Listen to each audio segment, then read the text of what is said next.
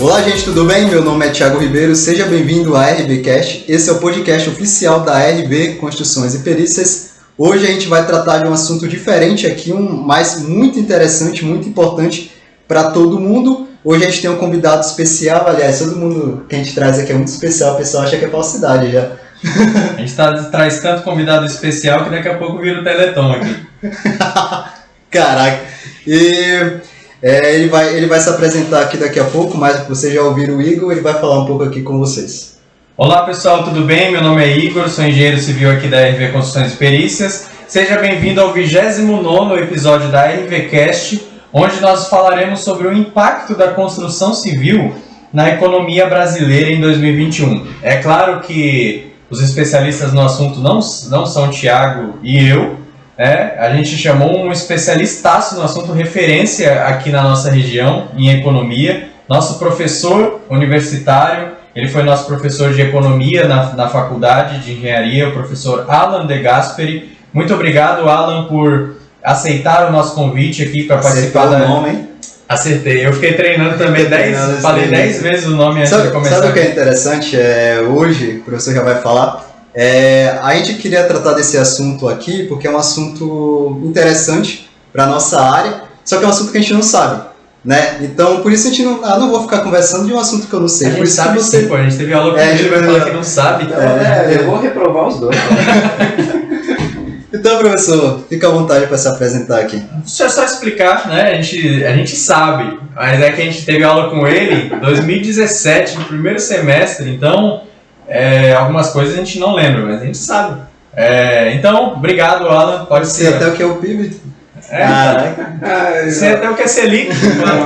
Pessoal, prazer muito grande aqui. Meu nome é Alan De Gasperi, sou professor universitário, sou administrador formado, atuante e mestre em inovação, e economia é um dos assuntos que para mim é uma paixão, não é meramente uma profissão, não é algo que você tem na cadeira universitária, mas é sim cara, se você não sabe economia na vida, você tem um grande problema, né? Você é levado pela opinião de outros. É a mesma coisa que se você nunca viu o filme e alguém diz que o filme é ruim, você cria uma prévia sobre aquilo e você, até descobrir se o filme é ruim ou é bom, você tem que assistir. E a economia é um assunto que não é trazido na base da educação brasileira, infelizmente, e a gente cresce como se fosse um assunto chato. E aí você vai ter a experiência de economia mesmo estudada na cadeira da universidade. E aí você já vem com aquilo que é chato, né? Você está vendo um jornal, chega na economia, tu não entende nada, tu muda de canal. Você está lendo um jornal impresso, aqueles que ainda são saudosistas para isso, chega no setor de economia, tu vira e vai com as palavras cruzadas. Na conversa de mesas, quando toca em economia, o cara é o chato. Então é tratado desde sempre como um assunto de tabu, e na verdade não é tudo isso. E é de suma importância para a gente tomar várias decisões, né? E você acha mesmo que é um assunto que não é falado? Porque, pelo menos eu tô vendo muita gente falando de economia sem saber absolutamente nada. Cara, dois assuntos que acabam se tornando bem recorrentes agora ultimamente. Política, todo mundo discute política como se fosse futebol, e economia também. Mas eu vejo que são opiniões, como você disse, sem saber o cara tá falando. Então se tornou aí tipo debate de mesa de bar. E aí, putz, tu viu o que o cara fez? Mó errado. Mas você entendeu por que o cara fez aquilo? Você foi buscar a possibilidade de ter feito de outra maneira? Não, tu viu que foi mó errado e em função dele, ele que se dane. E principalmente jovem, quando vê essa palavra economia, não vê de modo abrangente, mas vê de como a economia, o que é economia? É o ato de eu economizar dinheiro, né? Sim. Essa é o grande problema, né? As pessoas não entendem o conceito da economia. Acha que é só isso aí que eu citei. Entra até em sala de aula falando, putz, essa é a oportunidade para fazer eu pagar a disciplina vai me ensinar a pagar meus cartões de crédito.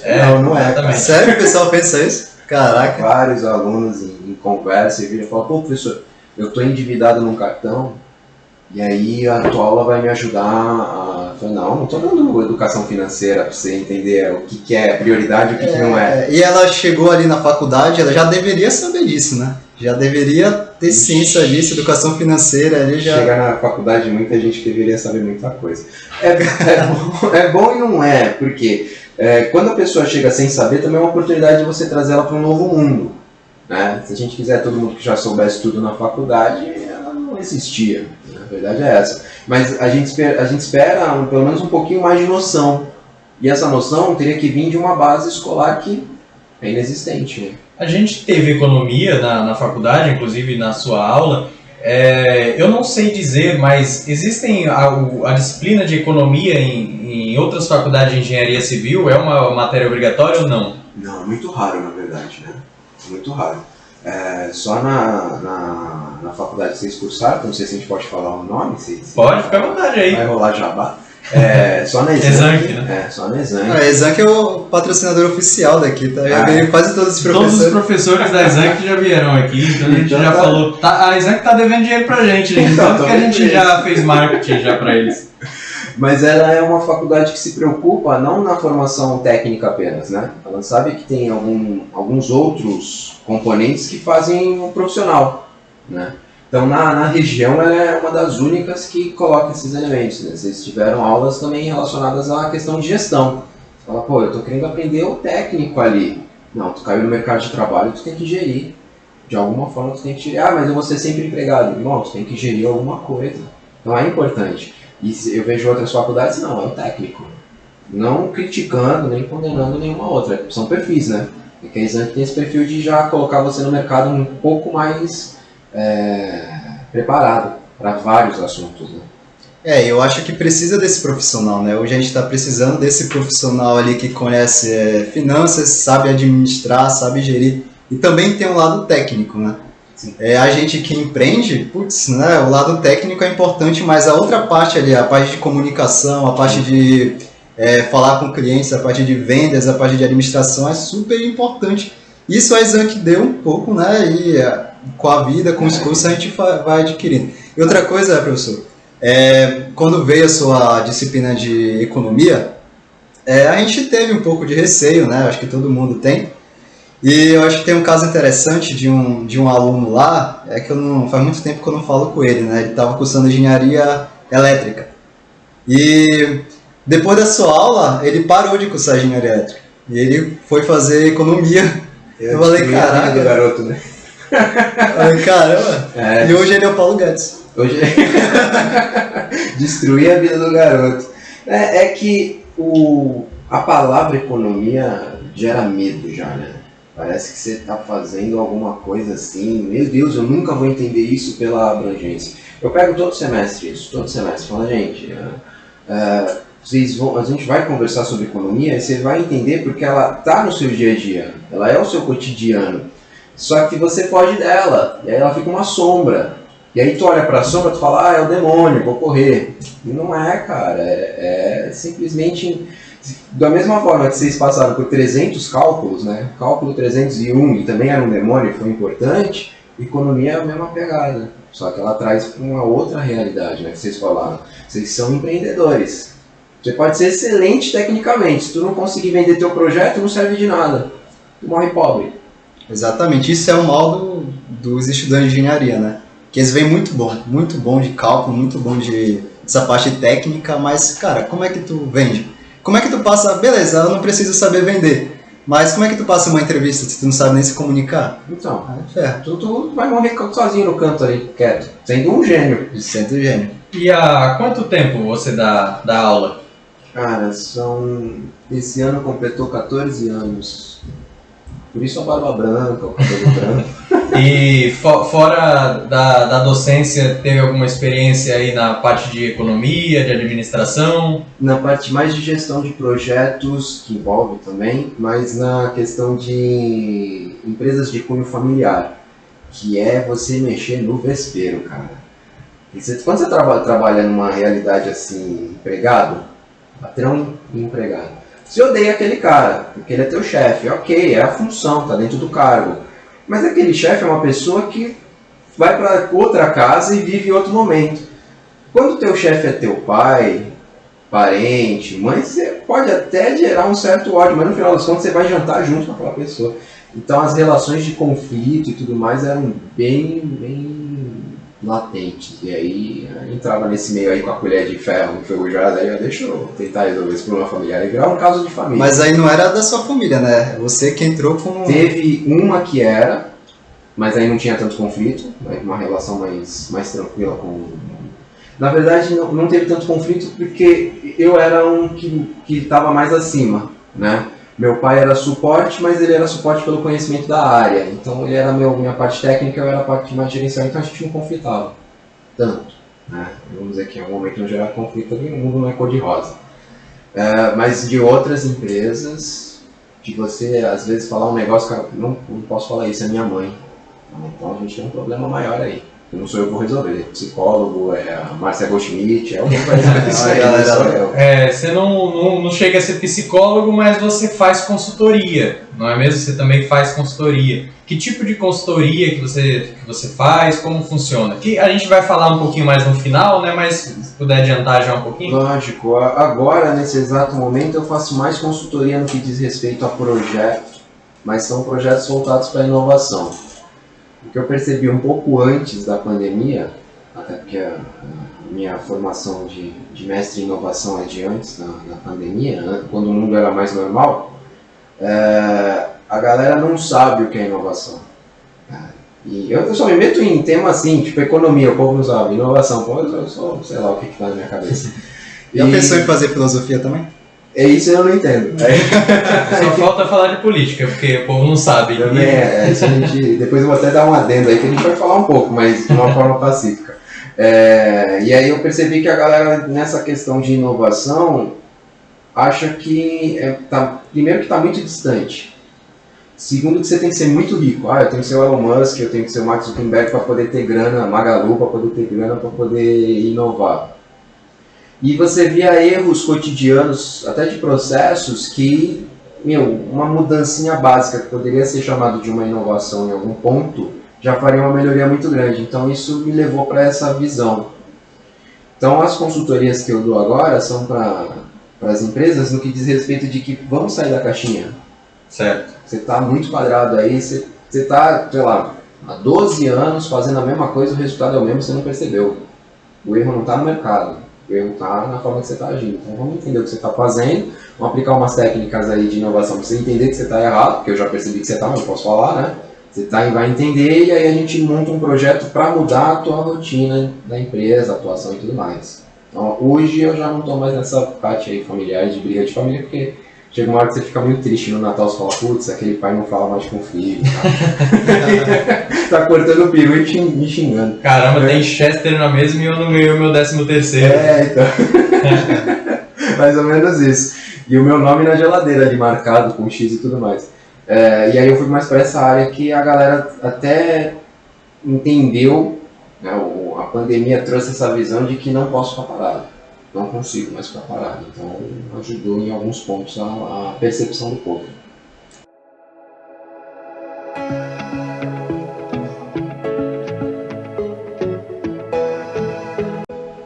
Entendi.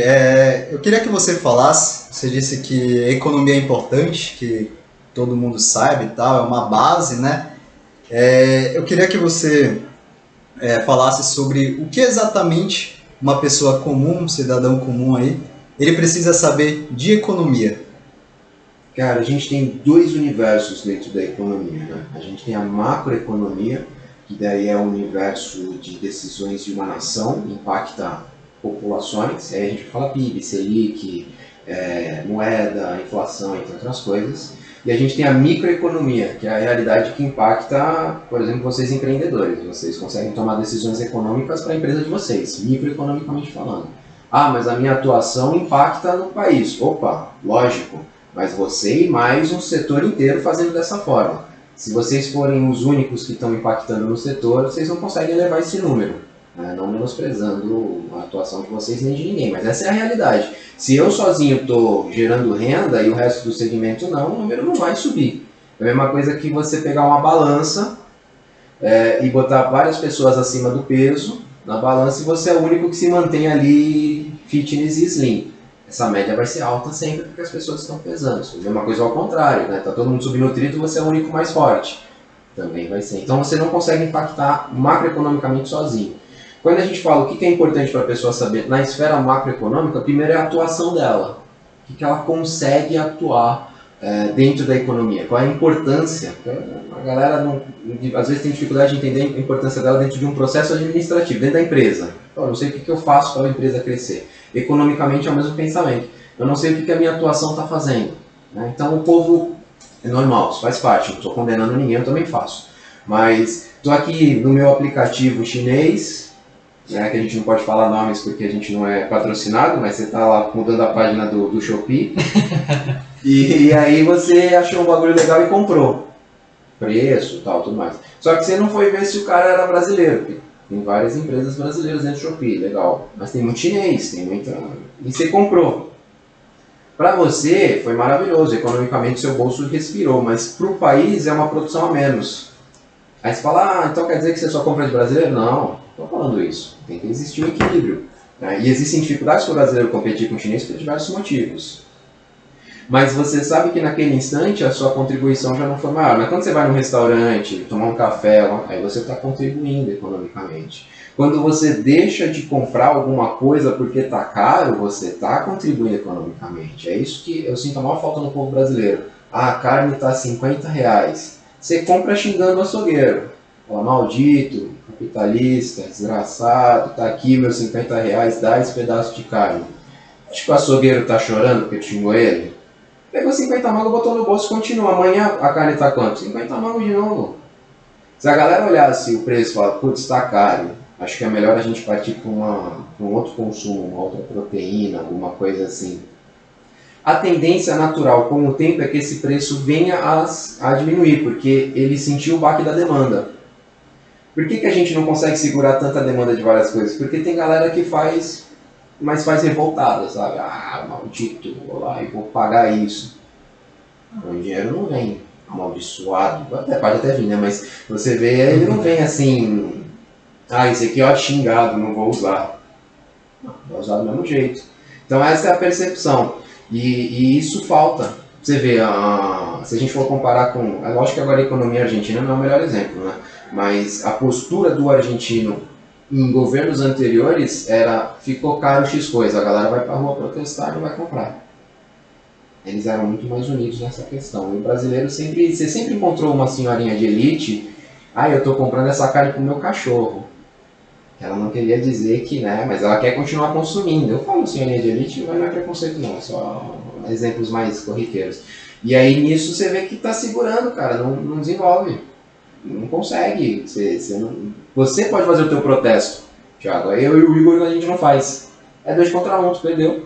Mas é muito difícil a gente mudar assim, de comprar alguma determinada mercadoria. Por exemplo, feijão. Putz, todo mundo... Como é? Eu vou mudar o feijão pra quê? Também nem conheço, mas a carne também. Beleza, eu vou comer frango. Mas vai ficar ali, ó. Sim. Né? Carne, frango, peixe, sei lá. Não tem como eu mudar radicalmente. Radicalmente mesmo também não é resposta, né? Qualquer mudança radical, a gente tem que na economia encontrar sempre parece meio Mestre Miyagi, o caminho do meio, mas essa é a forma, você não pode ser extremista, né? Porque também se você deixar de comprar tudo, você vai falir aquilo, vai perder emprego, a galera vai ser demitida, menos renda. Se você comprar demais aquilo nunca vai abaixar, você está meio que segmentando uma classe muito alta, a classe de menor acesso financeiro não vai ter aquele consumo. Então a gente tem que tentar encontrar o meio. Na nossa cultura, quando a gente fala em alimentar, é realmente difícil, porque arroz e feijão tradicional brasileiro. Difícil ser, né? Que você vai trocar isso por um macarrão, às vezes. Às vezes você vai botar um macarrão no meio disso, dependendo da forma como se alimenta. Então é muito complicado você falar, não, o feijão tá caro, eu vou pro grão de bico. O grão de bico é 5 vezes mais caro que o feijão, né? Não tem o mesmo conteúdo proteico. Aí eu tô fora dessa realidade nutricionista para falar. Mas é meio complicado. O que deveria ocorrer em alguns casos, talvez, e que eu vejo bastante também, é aquele desespero do consumo. Então entrou a pandemia, meu Deus do céu, eu tenho que ter papel higiênico por 5 anos dentro de casa. Pra quê? A galera ia lá no mercado e começou a ter baixa de papel higiênico. Fala, mano, desculpa, mas papel higiênico é um fim do processo. Se tu não tiver comida, não tem uso do papel higiênico. Né? Não querendo ser chulo aqui no podcast de vocês, mas você só vai usar o papel depois de ter comido. E a galera foi loucamente fazer estoque de papel higiênico. Não, se eu quero morrer limpinho, pelo menos, né? Não sei. Seco, mas tá... Olha, morreu fino, mas limpinho. Esse consumo assim, gigante de um determinado produto, imagina, tu é produtor de papel higiênico. Né? Tu tem uma fazenda de papel higiênico. chegou um momento que o produto de você o teu produto ficou mais importante da face ali da cesta básica, vamos colocar, da higiene pessoal. A lei de oferta vai fazer com que você queira ganhar mais no momento que você está vendendo mais caro. Todo mundo quer o meu produto, eu vou vender a R$2? Tá louco? Não, é 15. Ah, mas aí você está diminuindo a quantidade de pessoas que vão querer. Mas vai ter doido que vai pagar 15. E é para esse doido que eu quero vender muito. Porque não está tendo acesso aí. Não vou pensar nisso, né? Essa é a desigualdade em alguns pontos, onde a galera às vezes critica a economia, que cria desigualdades. É um sistema natural isso. Não é, capitalista selvagem maldito. Não. É um sistema natural. E diante de tudo isso, eu vejo essa mesma senhorinha aí que reclamou, que xingou o açougueiro, falando... Essa senhorinha sou eu, mano. A carne tá a esse valor por conta da pandemia. É isso por conta da pandemia, por conta do coronavírus. E eu queria que você falasse realmente quais foram os impactos da pandemia na economia brasileira. A gente sabe que não causou tanto estrago, né? Eu queria saber realmente quais foram esses impactos. Os impactos de preferências bons e os ruins. É que o Brasil, veja assim, o Brasil já é bem ferrado, né? E aí vem a pandemia, putz, conseguiu piorar isso. A realidade E a pergunta teve impacto bom? Eu perguntei quais foram os impactos bons e ruins. Teve impacto bom para a economia? O papel higiênico eu sei que teve.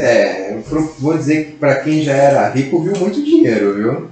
Para quem já era rico conseguiu ver muito dinheiro. Agora para quem estava ali no tete a tete o dinheiro foi embora. Você falou o Brasil já é ferrado, né? Na verdade o Brasil é rico pra caramba, né? O que ferra é quem tá mexendo com as coisas aí, não só governantes. A gente fala, é o governo maldito, também. Mas você tem muita realidade da postura brasileira, né? O povo brasileiro, ele aprendeu um nicho de oportunidade. E eu sempre falo, a percepção de oportunidade para o brasileiro é muito distorcida. Você está caminhando na rua, você vê essa senhorinha aí que reclama, esse é o nosso exemplo até o final do podcast, essa senhorinha aí que reclama e comprou coisa, e da bolsa dela caiu uma bolsinha de dinheiro, caiu R$50, cara. Não é generalizado, mas eu já vi acontecer, da pessoa acelerar o passo, pisar na nota, deixar a senhorinha virar a esquina, depois botar a nota no bolso. Olha, tu viu que oportunidade que eu tive? Cara, desculpa, isso pra mim não é oportunidade, isso é safadeza. O certo seria você alertar a senhorinha, caiu aqui o seu dinheiro e tal. Como acontece, a gente vê muita reportagem falando, olha, o cara tava mexendo no lixo porque ele é um catador, achou uma bolsa de tanto dinheiro, descobriu o dono e devolveu. Eita, nós, coisa linda. Aconteceu comigo uma vez. Eu até falei pro Igor, eu tava subindo no ônibus, né? Aí tinha uma senhora na minha frente. Aí caiu da bolsa dela R$100.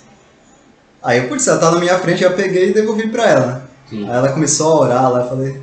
então... Mas será que você, um dia antes, disse pra mim que não tinha R$100 e você apareceu com R$100 lá? Qual foi o... É que quando você ajuda uma pessoa, Deus dá em dobro. Ah, entendi. Mas em dobro de 0? Mas eu falei isso pra todo mundo, que... Mas você vê que a gente acaba idolatrando uma postura que não deveria se receber idolatria. Exatamente isso que eu fiquei pensando. Eu fiquei, caraca, é uma atitude normal, né? É um cidadão, poxa, poderia acontecer comigo, eu gostaria que alguém devolvesse, né? Mas o senso de oportunidade se tornou distorcido em muitas coisas, até empresarialmente falando, né?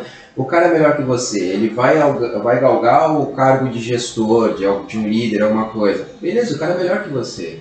Não, eu tenho que dar um jeito do cara perceber que ele não é melhor do que eu, para que eu tenha esse cargo. Sabe aquela puxadinha de tapete? Teve um caso aí muito antigo, 2006, sei lá, alguma coisa assim, daquela empresa de Cubatão, a Petrocoque, que a estagiária foi lá e mandou matar 2 funcionários, porque disseram para ela que o único jeito dentro da empresa de ser efetivada era se algum funcionário tivesse morrido.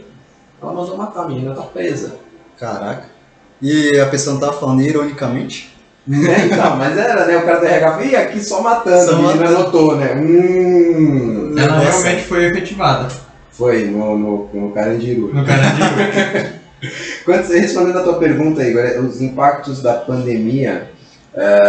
o que aconteceu de mais impactante na pandemia, que foi necessário o distanciamento, é que as empresas brasileiras não estavam preparadas todas, né, para lidar com essa questão de como é que eu vou atender distanciadamente. E a maioria dos serviços que regem a nossa economia não podem ser praticados de forma distanciada. Então, no caso de vocês, construção civil, como é que você vai fazer uma construção civil distanciada, cara? Nem sonho você chega nesse tipo de realidade. E aí impactou, porque eu tenho que respeitar uma norma de saúde para que isso não mate mais pessoas. Estava muito avassalador. Só que eu também tenho que tirar renda. Começou os principais conflitos. Então, os maiores impactos, cara, foi geração de consumo e renda. Isso destrói a economia e emprego. Porque começou a desempregar muita gente e começou a parar de gerar emprego. E a gente sabe que quando menos renda, menos consumo, menos necessidade de produção. Aí a gente entra naquele buraco, né? Se eu não tenho dinheiro, eu não tenho como comprar coisas, se aquela coisa não está sendo vendida, não tem necessidade dela ser produzida tanto, aqueles funcionários que trabalham para aquilo são demitidos, menos renda no mercado, menos dinheiro para comprar as coisas, ao ponto que aquela empresa fecha. Então, a pandemia trouxe na economia brasileira o fechamento de diversas empresas, de diversos segmentos, porque a galera começou a entrar em estado de sobrevivência, tirando papel higiênico aí, que foi classificado de subimportância, né? Na pirâmide de Maslow ele se tornou o ponto mais alto, né?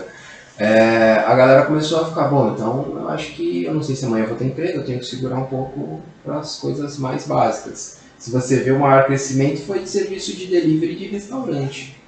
Agora, cafezinho com pão de queijo, tu tá em casa de boa. Fala, vou pegar o Zé Delivery, outra empresa que tá devendo jabá pra gente, e vou tomar uma cerveja em casa. Pô, entrega, beleza. Agora eu não vou ligar para um cafezinho e falar, pô, me traz aí um expresso e um pão de queijo. Não, mas quando você está na rua trabalhando, você para com uma reunião, você para com alguma coisa, você vai tomar um expresso e um pão de queijo. Então, foram segmentos também que tomaram um baque que ninguém estava esperando, né? Uma porrada muito forte.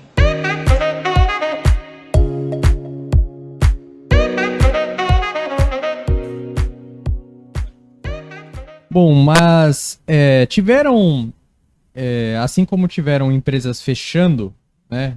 Como você falou, existiram muitas empresas que fecharam. Existiram empresas que abriram também, que se aproveitaram de alguma forma e conseguiram se reinventar, criar algo novo nessa pandemia? Cara, por incrível que pareça, surgiu um unicórnio brasileiro. O unicórnio é quando uma empresa alcança o capital de 1 bilhão, ou aporte de 1 bilhão. De dólares, né? Não é 1 bilhão de reais.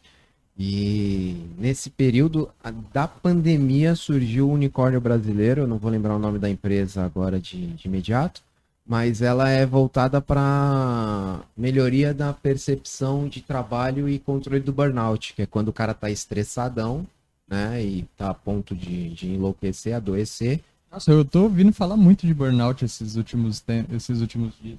É porque o que aconteceu? Pensei até que era uma nova variante. Né? Tô com burnout, foi pego pelo mosquito da dengue. O que aconteceu? Quando você não estava em home office, aqueles que puderam fazer home office, você tinha, assim, de forma clara na sua cabeça e no seu ambiente de lar, né, que aquele momento dentro de casa era um momento de lazer, você não tá mais trabalhando. Você poderia até levar trabalho para casa, mas era diferente, né, de você ter o dia inteiro. Em home office, assim, grande parte das pessoas não tinha um quarto para trabalhar. Então começou a trabalhar no sofá da sala. Eu mesmo comecei a dar aula no sofá, porque a internet era melhor ali. Depois eu consegui melhorar a internet do quarto, né? E o sofá para mim perdeu o sentido, como para diversas pessoas perdeu o sentido. Você chegava cansado do trabalho, o sofá era um momento de relaxamento. Quando você senta no sofá, o teu psicológico fala, tô trabalhando. Não tô trabalhando. Não, você tá trabalhando. Não tô trabalhando. Então você deveria estar trabalhando. Ô, maldito, pega o computador, abre e você se culpa que você tá no teu espaço de lazer sem estar trabalhando. Essa empresa pegou esse gancho que estava afastando muitos funcionários por esse estresse excessivo. O burnout é esse estresse que virou doentio, né? É doença já. E aí botou, olha, vamos fazer umas conversas, psicologia, tratamento, questão laboral. Caras viraram unicórnio. Então, era uma oportunidade que talvez antes não tivesse um crescimento tão rápido. Crescesse, óbvio, mas não tão rápido. E você falar, mas acabou a pandemia, ou acabou esse estado de distanciamento aí, ou tá mais flexível, como seja, essa empresa vai morrer. Cara, 70%, 80% das empresas de tecnologia não voltam para o escritório. O funcionário vai continuar home office, vai continuar olhando para o sofá como se fosse local de trabalho, vai precisar desse suporte aí. E essa empresa deu um boom gigantesco brasileira. Eu deveria ter pensado nisso antes. E com isso, com tudo isso, vamos colocar no lugar da Maju da previsão do tempo aqui. Vamos ser uma Maju. Com tudo isso que aconteceu, sua previsão, né? Para daqui a pouco, para o próximo ano, o ano que está chegando agora. Qual é a previsão dessa economia para o Brasil? É boa ou é ruim? Vem coisa boa por aí ou não? Ou péssima. Ou vai estagnar, ou vai continuar a mesma. Paradinho, né? É que esse ano que vem é um ano complicado, muito complicado, né? Eu acho que esse ano, já tô respondendo, é que esse ano de fato é complicado. Bora ver mais futuramente, 5 anos pra frente. Que vai ter Copa, vai ter. Não ter aqui no eleição. Brasil, né? Mas vai ter eleição, Nossa, vai ter curso da RV Construções e vai ter curso Perícias. da Esse aqui vai É movimentar a economia. um spoiler. Isso aí vai levar uns 10% do PIB do Brasil. É importante isso que você tocou, Thiago. O ano que vem realmente é um ano que tende a ser turbulento. A Copa é um evento que a gente fica feliz pelos outros ganhando, porque o Brasil não ganha mais nada na Copa. Mas aí é opinião de quem não sabe nada de futebol. Porque a gente começa a entrar em ano eleitoral. E ano eleitoral da presidência. Quando a gente fala de economia, automaticamente a gente tem que falar um pouco de política, né? Eu quero deixar claro aqui, já aproveito que não sou nem lado A, nem lado B, nem lado C, nem lado D. A gente tem que falar do que acontece nesse exato momento e se em algum governo aconteceu melhor, que sirva de referência. Se aconteceu pior, também que sirva de referência. Só que esse ano de 22 a gente vai aumentar aquela chatice da briga que foi de 18, né? Quando você parou de falar com o teu familiar porque ele queria votar num e tu queria votar no outro. Foi a melhor desculpa para sair de grupo do WhatsApp, já deixo aqui a dica. 2022 já começa saindo. Vou anotar aqui, a dica é muito importante, muito legal. Sair de 200 grupos. Então, a pandemia trouxe 300, você já pega e fala, olha, já começa 2022 lá para abril soltando uma coisa de política. Espera a galera pegar fogo e sai do grupo. Utilize isso para sua saúde mental. E aí você vai ter essa questão que começa a ser aquecida aí um pouco antes do meio do ano, as questões políticas, né? E os conflitos, debates, opiniões, na minha percepção, a gente vai ter novamente uma polarização muito grande, lado A contra lado B, independente de quem é melhor ou pior, mas a opinião vai estar acima disso, que nem eu falei no começo, né? A política começou a ser decidida como futebol. Então ninguém quer saber se o gol foi contra, se o gol foi ilegal, se o gol foi de mão, se estava impedido, o que importa é que é gol, né? E aí isso vai vir muito latente. E essas questões que envolvem política, elas mexem com a economia do país, porque isso, quanto mais dividida é a nação, na sua opinião política, mais instável é. E a economia brasileira não é feita só com o que a gente rende daqui, a gente precisa de aportes internacionais. Dinheiro que vem de fora, ou seja em formato de multinacional, ou seja investimento direto, que é quando o país vem e fala, ó, toma aí Brasil, tantos milhões para você desenvolver aí tal coisa. Porque eu sou bom, hein? Eu sou bonito. Não, eu quero que você desenvolva nisso porque eu vou consumir, né? De alguma forma eu vou consumir isso. E essa briga, essa instabilidade faz com que a galera fale, eu acho que o Brasil não é mais um local seguro para que eu esteja ali botando meu dinheiro. Né? Imagina que você tem aí um amigo e esse amigo é meio assim desleixado, despreocupado, você vê que ele não tem comprometimento com algumas questões básicas da vida, ele te pede R$100, foi os R$100 aí que o Thiago pegou gentilmente recebeu da... Tô achando que esse amigo sou eu. O amigo R$100 sou ele. Você fica meio com receio de emprestar esse dinheiro para ele, porque você não sabe se você vai ter de volta, né? Porque como é que o cara vai te devolver R$100? Você sabe como é que ele vai gastar, isso é certeza. O que tem para gastar, em questões para gastar, você sabe que ele tem. Agora, para te devolver, você não sabe. E aí o povo tá vendo o Brasil dessa forma. Por que eu vou botar dinheiro, né? Os outros países também. Por que eu vou botar o dinheiro no Brasil se eu não sei como é que ele vai me pagar, como, né? Pode ser que ele vire para mim e fale, não, eu tenho questões pessoais mais importantes para resolver aqui, ó, meu país, eu tô eleitoralmente aqui debatendo, então depois eu te pago. Mas eu quero o meu investimento de volta, né? Foi caridade. E aí a previsão que a gente tem do PIB, inicialmente, até pelo próprio Banco Central, não é o Alan que está falando, é o Banco Central, é uma quedinha. É uma quedinha. Esperava-se aí pelo menos uns 2 pontos percentuais para cima, agora já se vê com 1 ponto. Especialistas que fazem a consultoria para o Banco Central fazer o relatório Focus já dizem de meio, 0,51, 0,50. Mas pensando nisso, essas questões eleitorais que podem gerar uma perturbação na economia. Não que, caramba, o povo não vai ter condição de crescer, desenvolver, vai estar ruim para eu fazer um negócio.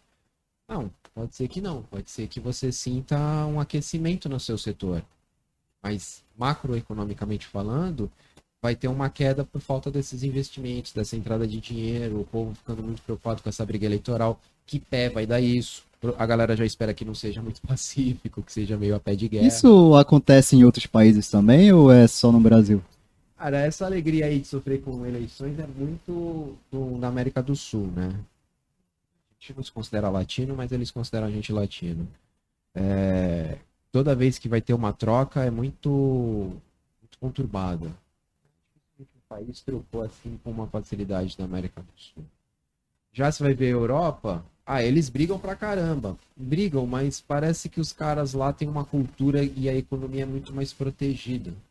A Angela Merkel saiu agora da Alemanha há 2 meses. Dificilmente você vai ter muito difícil você ver uma Alemanha caindo, quebrando. Sim. Os caras são muito robustos. Você acha que eles têm uma organização melhor lá? Ele tem mais tempo de desenvolvimento, isso é fato, né? O Brasil é um país muito novo, no sentido de independente, não ser colônia, né? Aí a gente remete à história do Brasil. E a estrutura que a gente tem, né? A própria estrutura de forma de eleição. Vai ter aí corridas eleitorais desde 91. É muito recente. Uhum. E lá bom, não te abre a eleição, mas o bagulho funciona, sabe? Algo assim, a eleição é assim, parlamento, tá? Então a gente confia no parlamento. Aqui, se você falar que quem vai eleger o próximo presidente é um ministro, ele não confia no cara. Ele sabe que não vai dar certo, porque ele já vem de um tipo de uma patota ali, de um grupo fechado, e a decisão vai ser favorável a eles e não à população. Diferente de um país que já está há muito tempo no mesmo esquema político.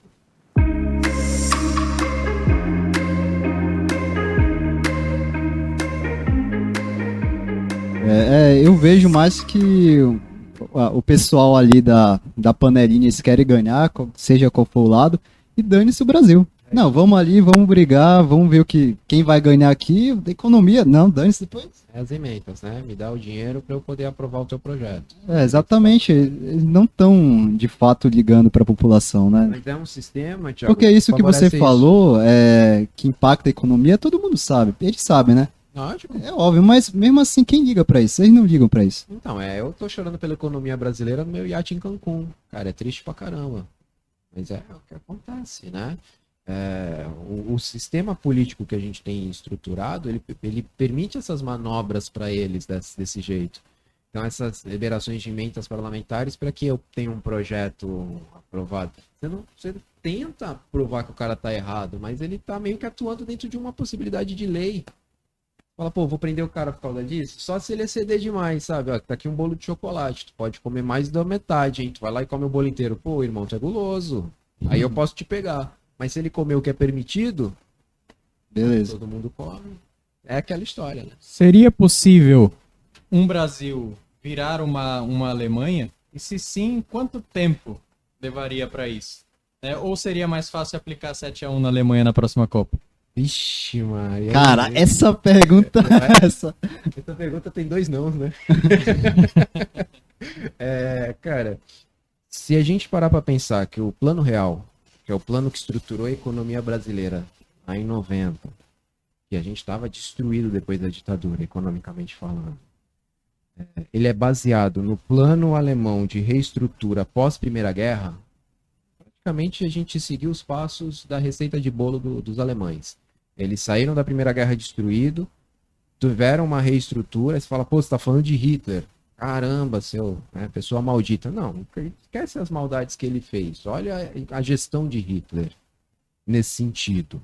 O cara era um gênio nesse ponto de vista. Ele era doente para outras questões. Não estou dizendo as atrocidades, tirando as atrocidades que ele fez, mas a ponto de vista gerencial dele, para reerguer a Alemanha, foram essenciais. É lógico que ele tinha um objetivo, reerguer para voltar para a guerra. Mas era da questão doentia dele. Mas o que ele fez para reestruturar a Alemanha após a Primeira Guerra, para se preparar para a Segunda, é o que o Brasil fez para o Plano Real, basicamente. Na época lá do Collor tinha sofrido impeachment, então era o Itamar e o ministro era o Fernando Henrique Cardoso, que depois virou presidente. Essa reestruturação que pega o Brasil com 400%, 500% de inflação e traz ele para menos de 40%, que é uma inflação absurda na nossa realidade, mas na época uma redução monstruosa, baseado na Alemanha. Então você pega e fala, é possível que o Brasil alcance uma economia alemã? A gente tem muita questão cultural, né? O brasileiro tem uma percepção diferente para muita coisa que o alemão... Educação. A educação da base alemã é muito boa. E a forma como eles são criados é diferente. É rígido, né? O alemão tem uma rigidez muito grande. Não estou nem questionando a questão de liberdade de expressão, não é nem isso. Mas a forma como eles têm, claro, essas questões aí, políticas, econômicas.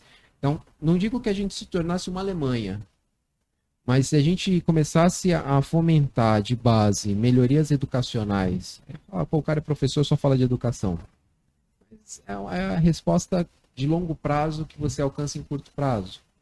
E se você começar a melhorar a forma como é feita a educação, como é valorizado os docentes da área de base, né? Não estou nem falando de universidade, estou falando dos professores de ensino fundamental, médio, fundamental 1 e 2, que agora o Dória anunciou aumento para eles, mas pô, ano que vem é ano eleitoral, parece que os caras só se coçam quando precisa de voto, né?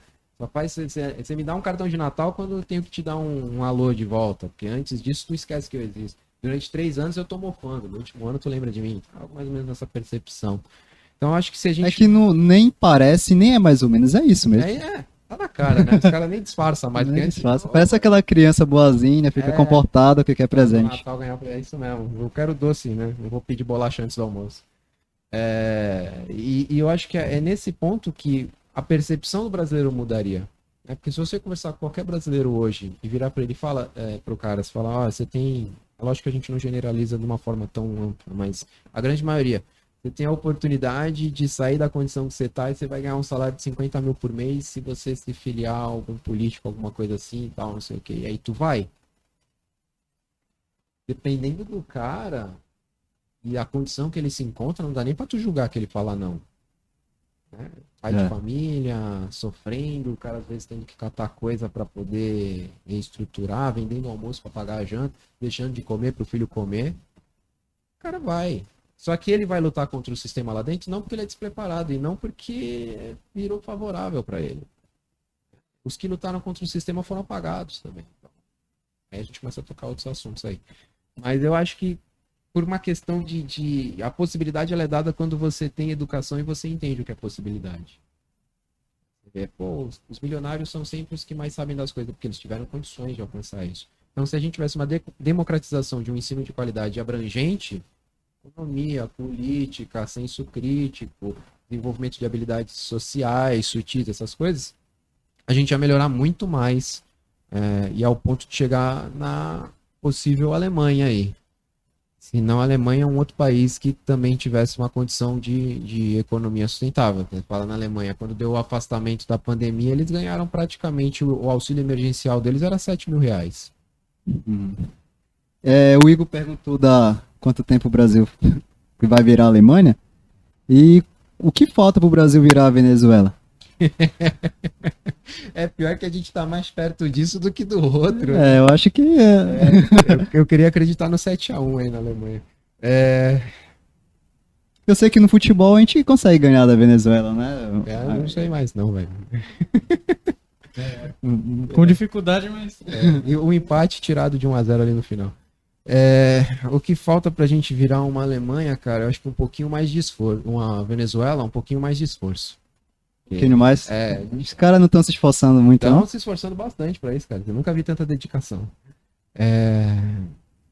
Se a gente começar a ser... Colás Maduro tá ouvindo. Então, eu tô com medo de depois sair daqui do escritório de vocês e ser pego ali na esquina. Se a gente começar a polarizar mais, sabe? A Venezuela entrou nessa condição econômica porque apenas um dizia o que era, né? Maduro foi lá e é isso que vai ser feito, porque isso é que é o certo. E aí você não tinha outro contraponto, né? Fala, pô, irmão, acho que aí a gente vai pro buraco, hein? Sei não. Sou especialista nisso aí, mas acho que a gente tá indo ver a vaca no brejo. Não, ele punha o autoritarismo dele de que você foi contra, morreu. Aí chegou onde chegou. Então a vantagem que a gente tem de aí não se tornar ainda uma Venezuela, é que no Brasil a gente tem a liberdade de falar, não gosto desse. E você provar que você não gosta desse. O outro pode até ficar bravo contigo, mas você fala, não, a gente vai se movimentar para não gostar desse. A gente teve aí uns exemplos agora ultimamente de queria passar, agora de cabeça eu não vou lembrar, mas queriam passar algumas PECs, e a galera falou, não vai passar isso não, tá louco? Começou a fazer uma movimentação tremenda, os caras perceberam o furdurso e falaram, não, é melhor a gente dar um passo para trás. Então essa movimentação popular, às vezes levada na massa, que seja, mas quando ela tem alguma coisa no sentido de que está defendendo um direito brasileiro, a gente consegue não virar uma Venezuela. Quando isso murchar, aí pode aprender a falar espanhol aí, porque vai dividir fronteira com os caras e mais coisas. É que é complicado, né? O cara ele não quer que seja aprovado determinada coisa porque não é interesse dele. Sim. E aí fica isso. Não quero isso porque não é meu interesse, eu também não quero isso porque não é meu interesse. É briga, né? Briga de Então, diferença na escola. beleza, tem isso aí, essas divergências, né? Mas é interesse deles, não da população, né? Sim. Mas eu entendi o que você falou.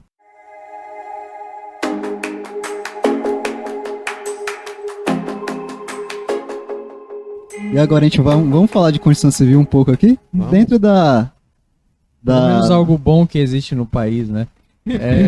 Nem puxou Vamos- a sardinha, né? Vamos falar de algo bom. Eu vou puxar a sardinha mesmo pro nosso lado, porque as nossas normas brasileiras, né, da construção civil são uma das melhores que tem no mundo. Verdade. Então, vamos trazer pro lado da construção civil. Pode Pra fazer a mim sua fazer pergunta. a pergunta? Pode fazer à vontade aí. Eu só queria fazer Só queria uma puxar a declaração sardinha. mesmo. A gente queria saber, né, qual é a importância da indústria da construção civil para a economia brasileira. O que a construção civil ajuda aí a economia? O que se é bom ou ruim? Eu sei que é bom, né? Mas deixa você falar aí. né? Deixa você falar aí. Fica à vontade. Pra não falar mal. Cara, assim, todo mundo tem a consciência total de que é o setor que mais movimenta a cadeia produtiva. Não tem como. Se você for ver a quantidade de fornecedores, elementos diretos e indiretos que uma obra, né, uma construção civil, ela movimenta, é uma cadeia gigantesca do começo ao fim. Né? É só a gente ver, nós estamos num prédio. Para esse prédio ser construído, você teve uma cadeia produtiva gigante antes de planejamento, durante, na sua elaboração, e agora o pós. Você está passando pelo porteiro, você está passando pela moço da faxina, você tem quem dá a manutenção constante, vocês fazendo esse serviço de vistoria quando necessário. Então você tem um pós contínuo, né? Então sim, a indústria que movimenta a economia brasileira de um jeito gigante. Eu trouxe até alguns dados legais aqui, e 10% dos trabalhadores brasileiros são empregados de construção civil. Cara, 10%. Caraca. É muito. Você falar 10% é muita coisa. É muita coisa. Você tem 220 e poucos milhões de brasileiros. Lógico que não são todos ativos. Mas desses ativos, 10% estão na construção civil. Você tem aí 9% de todos os tributos, os impostos, são gerados pela construção civil, né, pelo setor. Desde a compra do insumo até a entrega. Né? É 7% do PIB nacional. 7%? 7% do PIB. E aí você pega um PIB aí de 2%, tira 7 desse aí, você vê que É gigante. Bom, o PIB da construção civil cresce muito mais que o PIB do Brasil. Se você for ver por segmentos, o PIB da construção ele cresce a mais que o PIB do Brasil. São 62 atividades econômicas desta indústria que são movimentadas. A gente tem uma construção civil, né? Em 2020, que foi um período pesado de pandemia, o Brasil criou 142 mil vagas de trabalho formal na construção civil. Então acaba sendo também Minto. São 142 mil vagas gerais, dessas aí 112 mil são de construção civil. Então, você tem aí praticamente uns 70% de empresas criadas, empregos criados para construção civil durante um ano pandêmico. Aí você fala, pô, mas aí é porque o serviço não podia criar tanto. Podia, dependendo do serviço que a gente está falando. A construção civil não parou. Lá no né? começo, você falou que quem tinha muito dinheiro ficou de boa, até ganhou mais. E a galera mais pobre sofreu muito na pandemia. Então, você falou, com essas informações aí, você falou que a construção civil ela gerou muito emprego. E esses empregos são mais pra galera que não tem muita educação, a galera assim mais baixa renda. Então a gente consegue ver a importância, né, da construção civil, porque justamente ela pegou a galera que tá mais desfavorecida. Né, eu acho, putz, importante pra caramba isso. Eu acho que por isso que ela deve ter ajudou muito aí nesse tempo. Se você parar pra pensar, dentro da construção, você tem todos os níveis, né? Você tem desde os formados, como vocês, que estão encabeçando os projetos, e você tem a mão de obra que não teve a oportunidade da classificação, que é tão importante quanto. Porque você pode fazer o projeto que você quiser e não tem o cara para executar, vai morrer no papel. Né? Então, ela é um dos setores da economia que consegue ter essa abrangência. Né? Você vai falar de um setor de estratégia, você não vai conseguir pegar o cara que não tem formação, educação, que não teve oportunidade. Vai falar de um setor de comida. Tá, beleza, mas às vezes você não tem tantos caras formados no setor de comida. Você vai ter um chefe de gastronomia numa escala de restaurantes, uma cadeia de restaurantes. Então você vê que ela consegue movimentar as duas pontas, né? Por isso que ela faz tanto impacto na economia. Porque ela não é segregadora, né? Ela vai agregando, na verdade. Ela leva todo mundo, né? Isso é interessante, não tem e permite crescer, preconceito. Né? Você tem um cara que começou como auxiliar, ele depois ganha a função, ele pode juntar um pouco de dinheiro, fazer uma faculdade, se torna engenheiro, e você vê que o cara vai galgando, né? Ele vai alcançando.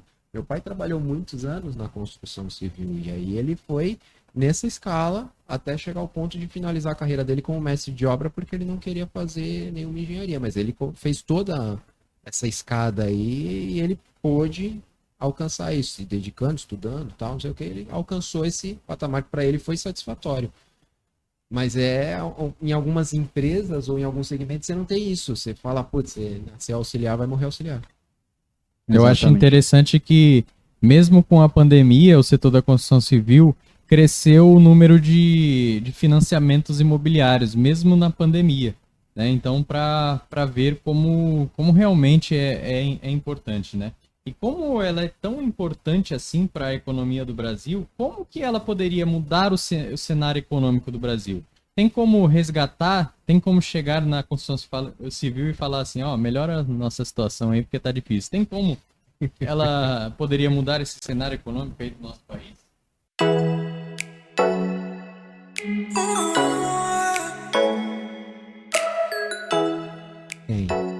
Eu vou pegar só um gancho no que você falou do financiamento. Isso também é fruto de um processo de digitalização e desburocratização. Por causa da pandemia ficou difícil fazer os lances de cartório e tal, essa documentação chata que o Brasil exige para muita coisa. Às vezes importante, às vezes impeditiva. E aí isso foi digitalizado. Então, digitalizado, os departamentos começaram a se conversar e ficou mais fácil tirar uma carta imobiliária, uma carta de financiamento. E você vê que não era falta de vontade, era impedimento no processo. Quando você para de impedir o processo, o bagulho aumenta. Você fala, então não é que a galera não queria, é que eu até quero, mas pô, não tô entendendo nada do que eu tenho que fazer. Eu vou lá com a moça, ela fala, tá faltando tal documento. Eu arranjo tal documento, volto lá na moça, tá faltando outro documento. Exatamente. A terceira vez você fala, vai pro inferno, você e teus documentos, não vou fazer mais nada. Quando isso tá facilitado, você fala, agora eu vou. Então foi um processo que aconteceu. Agora, o que poderia ocorrer para que a construção civil salvasse mais aí a nossa condição? É o bendito do fomento, né? É olhar para a construção civil e falar, beleza, não vamos trabalhar só com a construção civil privada, só com as construtoras e incorporadoras que já fazem a função dela.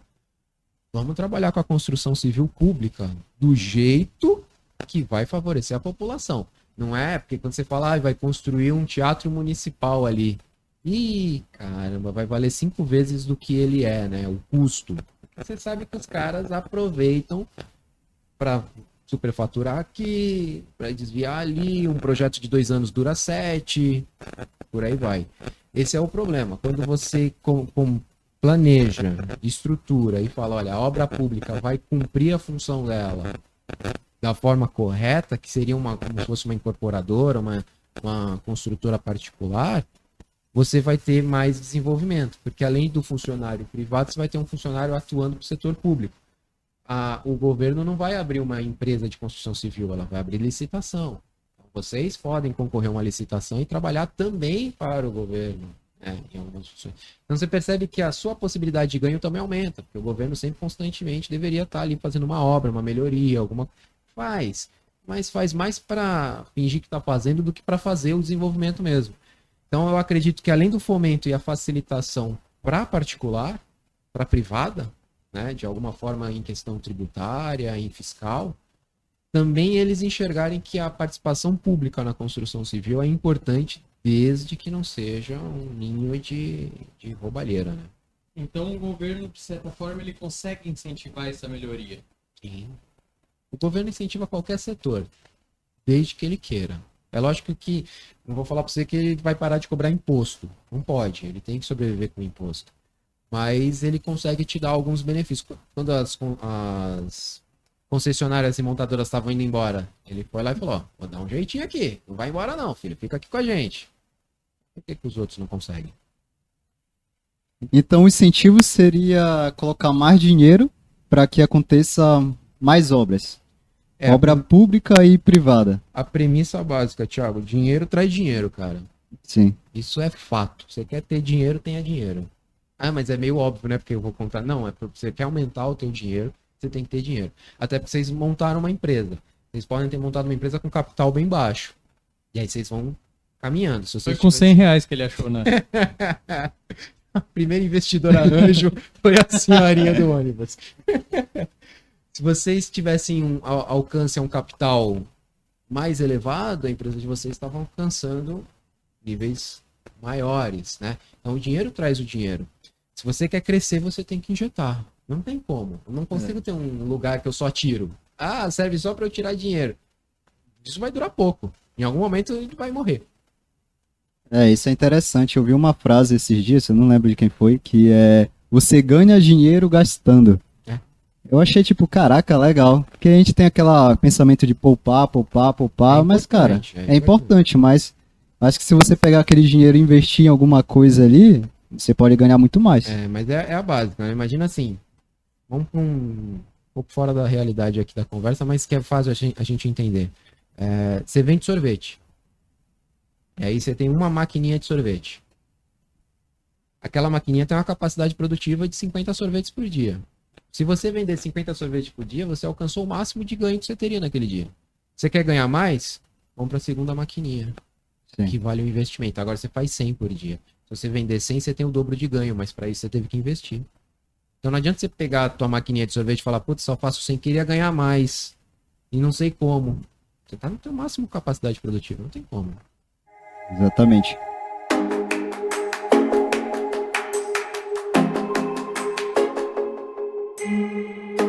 E você falou do governo e tal, aí como ele poderia ajudar na construção civil. Agora, de maneira geral, como o governo ele poderia mudar o cenário dessa crise aí? Como que ele respondeu? Não sei se você tem essa informação. Como que ele respondeu à crise? O que ele poderia fazer aí para a gente sair melhor de tudo isso que aconteceu? Cara, o que ele como ele agiu inicialmente é o que a maioria dos governos fizeram, né? Eu vou ter uma parte da população distanciada eu tenho que fazer essa população permanecer distanciada. Então eu tenho que dar o sustento para ela de alguma forma. A gente falou, a Alemanha teve a capacidade econômica de dar um sustento aí que teve artista que ganhou 7, 8 mil reais. Porque eles viviam da rua, das artes dele e tal, não sei o quê. Ah, ele ganhou mais distanciado do que... Não ganhou. Mas ele teve a oportunidade de se manter. E o governo brasileiro fez a mesma coisa. A diferença é que o governo brasileiro justificou que em caixa não tinha capacidade disso. E aí foi aquela briga das moedas, né? Ah, vamos dar 200 reais, vamos dar 150, aí fechou nos 600, para a memória no começo, né? Agora eu acho que está em menos de 300.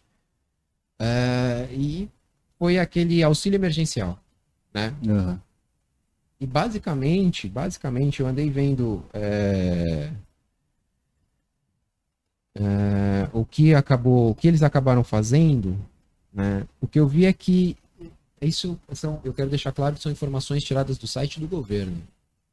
Elas são assim aplicáveis, a gente pode questionar, né? Mas eles falaram que eles fizeram um esforço fiscal no enfrentamento ao coronavírus. Um esforço fiscal no sentido de tentar diminuir algumas taxas fiscais aí. O que a gente viu foi uma briga entre o governo do estado de São Paulo e o governo do Brasil, né? Dória mexia num bagulho, Bolsonaro mexia em outro. E aí parecia criança desafiando o pai, né? Você mexe no negócio olhando pra cara do pai, ó, tô mexendo aqui nesse imposto, hein? O que você vai fazer? Não pode fazer nada, tal. Parecia mais isso. O governo brasileiro disse também que, junto ao Ministério de Ciência e Tecnologia, eles desenvolveram um projeto de inteligência artificial para monitorar o contágio. Eu não vi isso funcionando. Falou que uma das dos bons cenários é que cresceu o consumo de mel. Tá lá no governo, né? Quais medidas vocês tiveram para conter o coronavírus? Cresceu o consumo de mel. Pô, legal. Achei, mas... Eu gostei. Bom. Amazonas gostou disso. Eu acho que eu acho que parece aqueles alunos que respondem na prova pra encher linguiça. É mais ou menos isso. Como é que você faz isso? sorrindo. É isso, né? Tipo isso. Ficou docinho o governo. Não é? Então, mas tá lá, cara. Tá no site do governo. Quais são as medidas? O crescimento do consumo de mel. Você fomentou alguém a comer mais mel? Não. Você fez um programa assistencial Meu Mel, Minha Vida? Não. Meu mesmo. Cresceu sozinho. E aí você usa como se... Opa, mas aí tamo, né? A real medida mesmo que foi latente é o auxílio emergencial. Cara, é difícil você falar do caixa do governo, né? Do dinheiro que o governo tem, que não foi o suficiente para atender a demanda, né? E é difícil também porque você teve vários casos, inúmeros casos de pessoas que não precisavam do auxílio, que tiveram acesso ao auxílio. Tinha alguns perfis no Instagram que era para denunciar pessoas que tiveram acesso ao auxílio. Eu cheguei a seguir, acho que por 1, 2 semanas. Depois eu parei de seguir, porque eu fiquei extremamente revoltado. Eram pessoas que talvez não necessitassem, por já serem empresários, por já serem alguma coisa assim, e sacavam o auxílio, postava no Instagram a foto de como tinha gasto. Então, eu lembro que eu saí, a que foi pra mim, aquilo tava me fazendo mal, tava sentindo vontade de botar um capuz preto, se tornar justiceiro. Ou fazer que nem a moça, pagar alguém, né? Eu acho que a moça foi mais inteligente, mas no final ela foi presa. Sim. Se ela estiver nos ouvindo, desculpa, não tenho nada contra você. Se ela estiver nos ouvindo, um abraço aí pra galera da cadeia. Não é?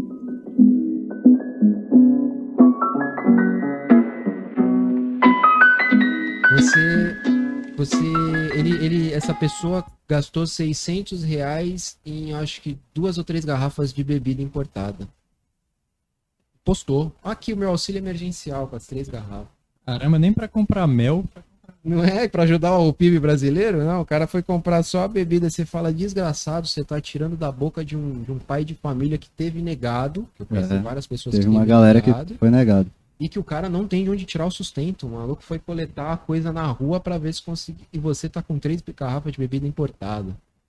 Então faltou esse filtro, né? Faltou suporte, porque demorou para fazer o cadastro. Quando fez o cadastro, não sacava. Não estava estruturado para isso. E quando você tá no meio do jogo, você vê que houve uma liberação de ementa num valor altíssimo para aprovar um projeto. Você fala, pô, irmão, tu falou que tu não tinha dinheiro em caixa. Sabe, o Igor pede dinheiro emprestado para você, Thiago, você fala, putz, tem 50 mangos só, né, que é metade do que sobrou da senhorinha. Tu vai lá e empresta 50 mangos chorando para ele. O cara só tinha isso para passar a semana, tá? Usa bem aí, tu não solta a nota, né? É o Júlio. Tá, quando o Igor vai dar uma olhadinha no teu Instagram, dar uma stalkeada básica entre amigos, tu tá viajando, tá? Viajando de avião, alguma coisa assim. Pô, mas o cara não tem obrigação de me emprestar no caso de amigos, né? Mas o cara chorou pra caramba pra soltar essa nota. No caso do governo, você tem obrigação, ele tem que sustentar o básico, né, do país. E quando tá em caso de crise, o básico são as pessoas. Até é ruim falar dessa forma, né? Mas o sustento das pessoas não é nem básico, é essencial. E você fala, pô, na hora que o bicho pega, você tá soltando dinheiro pra quem já tem, e quando a galera tá pedindo apoio, isso, pelo amor de Deus, me socorre, né? Que a gente vê hoje as cenas no Rio de Janeiro, os caras seguindo o caminhão de lixo, né? Pra coletar a sobra. Tem alguns supermercados vendendo osso, como se fosse osso pra sopa. Caraca. Então você falou Venezuela, ela tá na porta aí, cara. Tá forçando pra entrar que nem zumbi. A gente tá falando, pera um pouco. Pera um pouco que a gente ainda tá tentando segurar. Então, poderia ter feito mais? Eu não sei te dizer ao certo como. Mas poderia pelo menos não ter sido um jogo chucro. De que você fez isso, o governo do estado de São Paulo, ou o governo do Rio de Janeiro, eu vou fazer o contrário porque eu não gosto de você. Sabe? Coisa nesse sentido. Menino feio, tira o dedo daqui. Nesse sentido. Então isso pode até estar incomodando alguns ouvintes quanto a isso, mas a gente tem a liberdade brasileira de se expressar e cada um defender a sua opinião.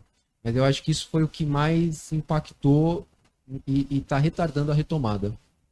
Retardando a nossa retomada devido a essas questões picuinha e frescurinha de que não vou fazer o que você está fazendo e você é muito feio. São Paulo começou a vacinar antes do que o Brasil inteiro. Ah, São Paulo, coisa feia. Tinha que ser todo mundo junto. Cara, não importa se tá vindo para você hoje, amanhã.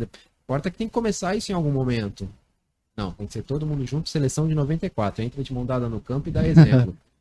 Tem coisas que a gente não consegue tolerar. Mas dá pra ver o lado bom disso. Dá pra ver. Porque como teve essa briga, aí o Dória veio e começou a vacinar aqui, aí o governo federal, não, vamos dar um jeito nisso aí, né? E aí começou a vacina e tal, não sei exatamente como aconteceu, mas tipo, meio que incentivou, né? Instigou. Nesse ponto foi até bom mesmo, mas o que a gente fica incomodado é que teve que ter isso, né?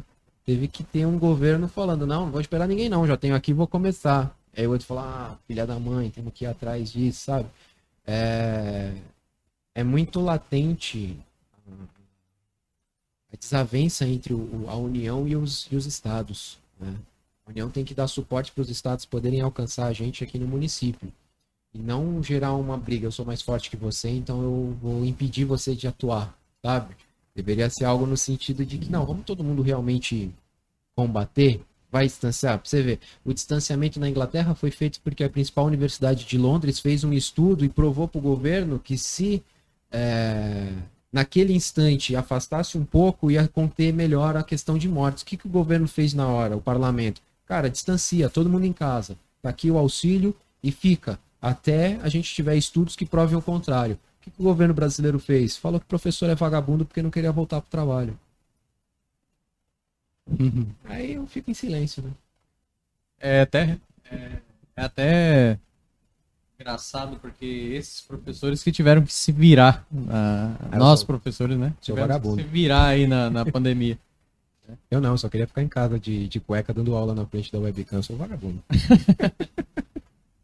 Falando de PIB. Foco no PIB. Beleza. O governo brasileiro me deu muita matéria para essas aulas aí, viu? Tinha bastante coisa para falar. Tinha, as aulas rendia, viu? Porque uma semana para outra você fala, gente, vocês viram que aconteceu isso? Não, então vamos embora lá. Porque ele dava pauta, viu? Esse governo deu pauta. Também pros humoristas, né? Os humoristas que amam o governo, que tem demanda muita piada, né? Mas beleza. Sendo cancelado.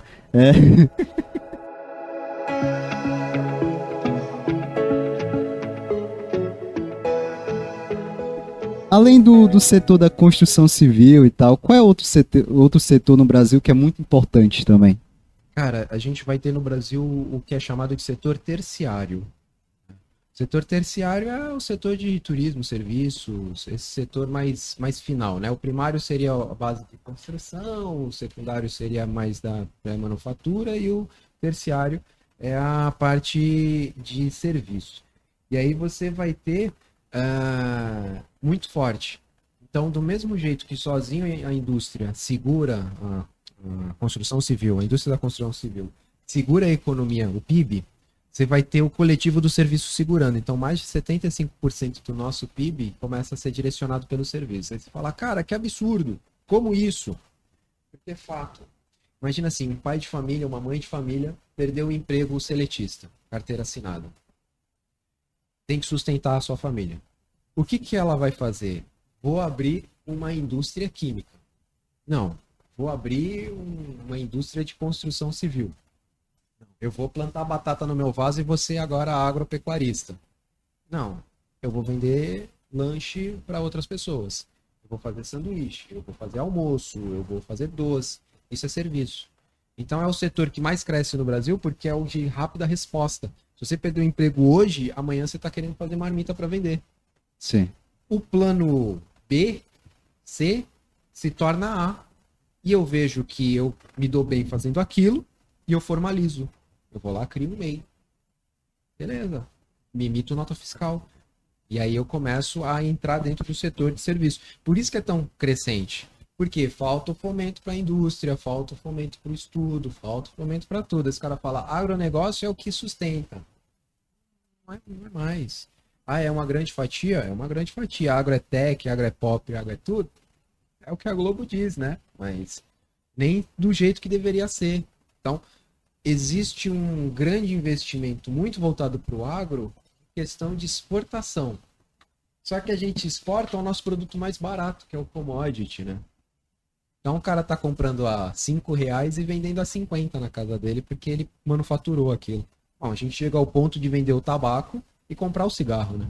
Que é o básico. Vende o petróleo e compra a gasolina. Só que o preço de insumo é muito mais baixo que o preço de um produto finalizado. E aí fomenta-se o agronegócio porque movimenta o comércio exterior.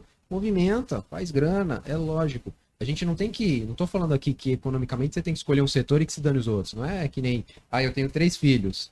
Eu gosto do mais bonito, os outros 2 que morrem de fome. Não, você tem que tratar os 3 filhos do mesmo jeito. Então deveria ser enxergado os setores do PIB do mesmo jeito. Indústria, setores e agronegócio. Só que a resposta mais rápida da população é setor. É serviço, não tem como.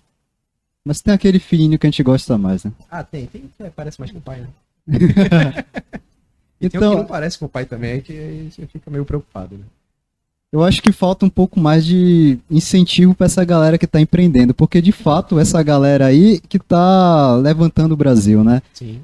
E eu não vejo, tem um MEI, beleza, o MEI ajuda muito, mas eu não vejo assim um incentivo maior do governo a ajudar esse pessoal. Não tem, Thiago. E vou te falar.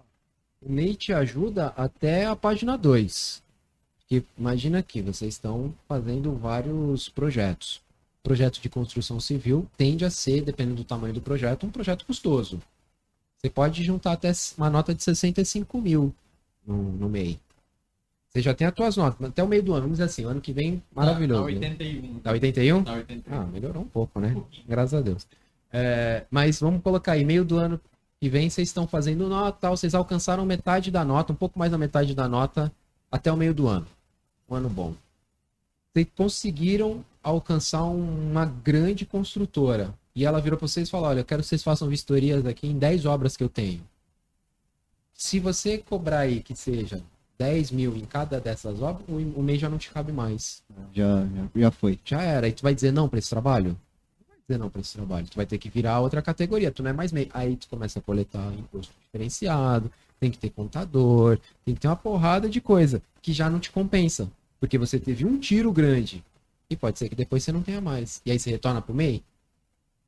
Então, ele fomenta, mas ele também te coloca numa casta ali, vamos colocar assim, que te impede de crescer tão facilmente.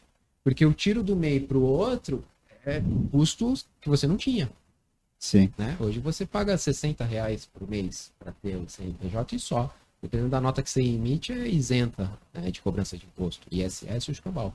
Então você tá tranquilão. 60 mangos por mês do que eu tiro, dá para eu me segurar aqui. Dá para eu ser formal, dá para eu ajudar o PIB, dá para eu, né, emitir uma nota. Às vezes tem emprego que tem trabalho que você não pega porque você não emite nota. Então, os caras também querem tudo normalizado. E aí, pegou um trampo muito grande, não consegue fazer. Aí quebra, né? Aí você decide, ou você fala pro cara, ó, vamos fazer de um jeito aí, ou teu parceiro tira outro mês, e você fala, ó. Aí você fala, o jeitinho brasileiro da safadeza. Até que ponto também não tem um fomento aí de outro setor que não te faz crescer? Diz pra mim que se eu pudesse mudar de categoria, ia ter um momento pequenininho, em vez de pagar 60, eu pago 80. Pô, legal, mas eu posso ter 1 milhão de nota. R$ 20 pra ter mais aí 920 mil de ganho. Acho que essa balança vale. Diferente do que é agora. Então o cara tem vários meses. Começa a botar CNPJ na família inteira. Criança tem 2 meses, tá aqui Todo o seu mundo CNPJ. É laranja. Não é laranja. O cara quer sobreviver. Laranja é quando você põe de alguém que nem sabe, né? Aí dançou. Pode ter falcatrua. Você tá querendo sobreviver. Você fala, aqui tá no meio da minha filha, que tem 2 meses. Ela é a CEO. Ela que é responsável por a emissão das notas. Eu só ponho na frente dela, onde ela bater é onde eu vou. E aí você acaba sendo meio que levado a isso, de uma forma indireta. Sim. É complicado, né? Eu entendo o auxílio emergencial como tipo, uma solução ali que é emergencial, como o próprio nome diz. Mas eu acho que depois disso, deveria ter um investimento mais nessa área aí dos empreendedores. Porque se eu te dou um dinheiro aqui, você pega. Se você não tem aquela educação financeira que a gente falou no começo ali, cara, amanhã você já não tem esse dinheiro. Não. Agora, se eu te dou, por exemplo, conhecimento. Se eu te dou conhecimento, você pode multiplicar. O dinheiro, cara, dificilmente você consegue, principalmente no cenário que a gente tem no Brasil. Sim. Eu acho que falta mais isso. Formalizar a galera que tá com emprego informal, que tá ali com negócio pequeno, né? Para que a gente consiga aumentar. E também tem essa questão do meio aí, né? Que o cara não consegue crescer. Sim. Eu acho que esse é o caminho. Tem, né? Tem o Sebrae ali, mas eu acho que precisa mais, que agora tá aumentando muito. O Sebrae é um grande suporte, né? Sim. A gente tem que bater palma para esse segmento do Sebrae, porque os caras salvam muito. Mas a atuação deles é limitada, né? Poxa, eles são no Brasil inteiro, mas eles são dos poucos setores, poucas empresas que são do grupo S que faz isso, sabe? Quem mais pode ajudar o Sebrae, né? Ah, mas já tem o Sebrae que faz isso, não vou me meter nisso.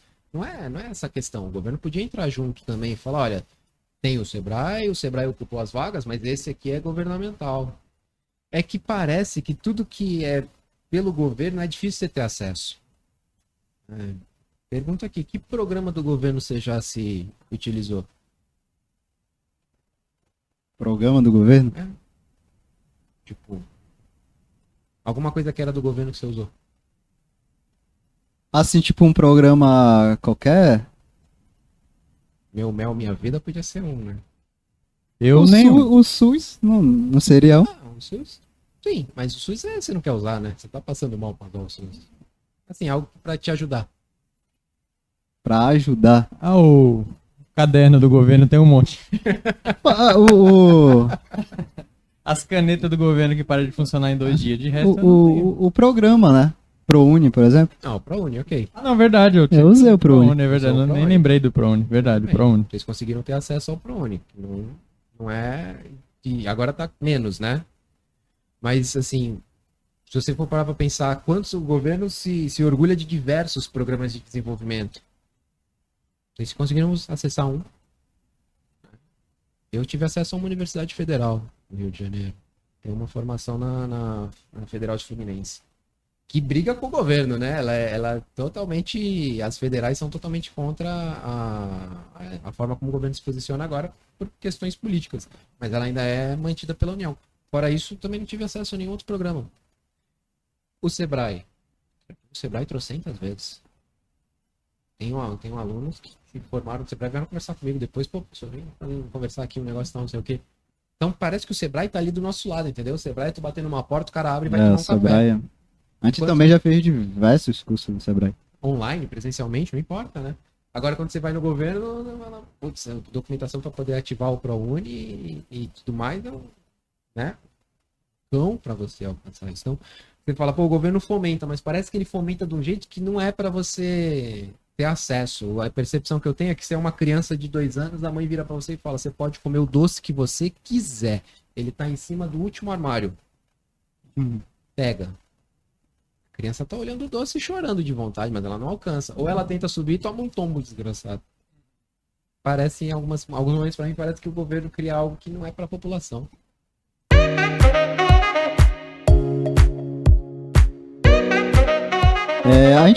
Eu fiz uma pesquisa e lá tem um site lá que aparece o imposto que foi arrecadado e tal, e tava 2 trilhões, né, só de 2021.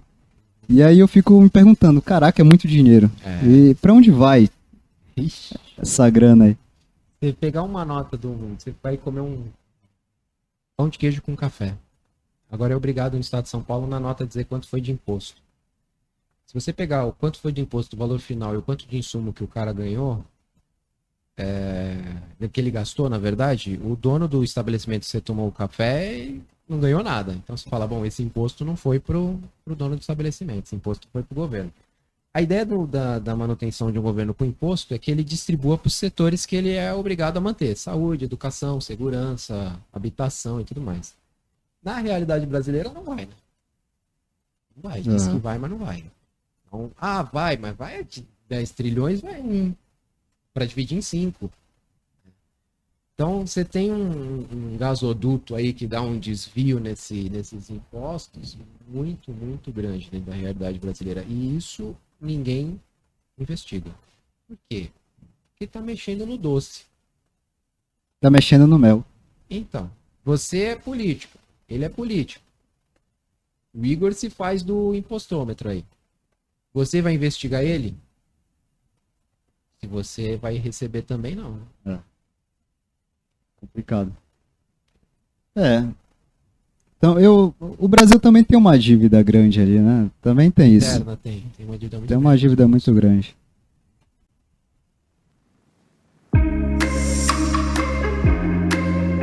Então, Alan, a gente tratou aqui sobre alguns pontos aí da economia brasileira, falamos de construção civil, não só de construção civil também. O pessoal que ouviu aqui até o final aprendeu bastante coisa, eu não tenho dúvidas disso. Você tem um conhecimento muito grande aí na área da economia. E antes de encerrar, eu queria que você falasse novamente os seus trabalhos, a pessoa precisando de uma consultoria, como ela faz para te encontrar, né? E claro, obrigado aí por ter participado da RVCast, né? Foi uma honra tê-lo aqui como nosso convidado. Eu que agradeço, gente. É um prazer muito grande. É uma das alegrias da docência a gente ver grandes profissionais que se formam, que a gente tem a oportunidade de acompanhar hoje deslanchando no mercado. É o que, na verdade, mantém qualquer professor ativo, é ele ver o fruto do esforço do aluno, não dele. A gente só está aqui falando algumas coisas e vocês é que estão absorvendo tudo. Para me encontrar, cara, depende do que for. Se for cobrança, não procura, não. Melhor não, né? Deixa quieto. Se for a senhorinha do ônibus com R$100 a mais, eu quero. Aí sim. Você consegue me achar facilmente no Instagram, que é onde eu tenho a maior atuação, né? Alan com 2Ls.degasper, que é o meu perfil, e aí lá eu falo bastante de inovação. Estou iniciando um projeto antigo, mas que agora eu consegui tirar do papel, que também é um podcast conversando com a galera, que é a arte de falar o óbvio. Então eu percebo que o mercado está errando de um jeito que é óbvio, a galera sabe que é óbvio, mas ninguém fala sobre. Então me incomoda, eu resolvi chamar os colegas para falar. Putz, é muito interessante, né? A arte de falar o óbvio. Porque eu passei por umas situações de consumir alguma coisa e aí veio errado, e corrigir aquilo era tão óbvio, e a empresa errou de novo, e eu falei, não pode, cara, não pode. E como é que a empresa consegue fazer nome, sabe? É isso que me incomoda. Então eu me dispus a conversar com vários colegas, amigos, para falar sobre o óbvio. É bem isso, a gente vai falar, todo mundo já sabe. O óbvio precisa ser falado, né? Tem gente que olha assim, mas isso é muito óbvio. Beleza, mas tu faz? Não, então não é óbvio, né? Essa é a ideia. E se quiser alguma coisa relacionada com conversa, nem tudo é consultoria que reverte em dinheiro. Eu falo muito claro isso. Nem todo mundo que me procura eu monetizo. Eu tenho o maior prazer em te ajudar, conversando rapidamente com você. E se o meu conhecimento puder te auxiliar na sua dúvida, na sua dor, eu estou à disposição. E isso cabe só o tempo mesmo, não cabe valores. Então pode me procurar pelo Instagram, que eu acho que é a forma mais fácil de me achar. Certo, a gente vai deixar os links aqui na descrição, tanto do seu perfil quanto do podcast, né? Tá no YouTube, no Spotify? Tá no Spotify. No Spotify também, igual o nosso. Beleza. Então, professor, mais uma vez, muito obrigado por topar aqui. Realmente foi uma conversa muito produtiva, né? A gente debateu vários pontos aqui importantes que todo mundo, seja de construção, seja de outra área, acho que é importante ouvir aqui e ser conversado o que a gente falou. Pessoal, não se esqueça de seguir aqui a RVCast no Spotify, se você está ouvindo também pelo YouTube. Se inscreve aqui no nosso canal, já deixa o like, segue o professor lá, o professor Alan, o Instagram da gente vai deixar aqui embaixo. Então, espero que a gente tenha ajudado vocês, espero que vocês tenham gostado dessa conversa. Essa foi a RVCast, o 29º episódio. Até a próxima. Tchau.